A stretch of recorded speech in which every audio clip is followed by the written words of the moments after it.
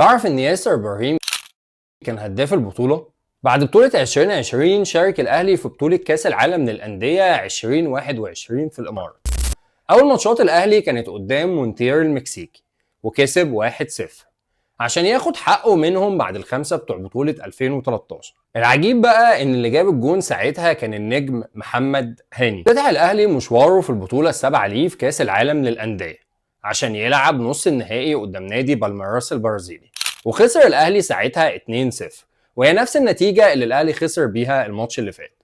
لعب الأهلي بعدها ماتش تحديد المركز الثالث قدام نادي الهلال السعودي وقدر يكسب 4-0 عشان يكون أكبر فوز للأهلي في البطولة، وجاب ساعتها ياسر ابراهيم جونين، وبالجونين دول بقى هداف البطولة، وخد الأهلي ثالث ميدالياته في بطولة كأس العالم للأندية. ياسر ابراهيم من مواليد بالقاس سنة 1993، بدأ مسيرته مع نادي المنصورة واتنقل بعدها لنادي الزمالك ومنه لسموحة. اتعاقد الاهلي معاه سنه 2019. استنونا الفيديوهات الجايه هنكمل كلام عن تاريخ مشاركات النادي الاهلي في بطوله كاس العالم للانديه.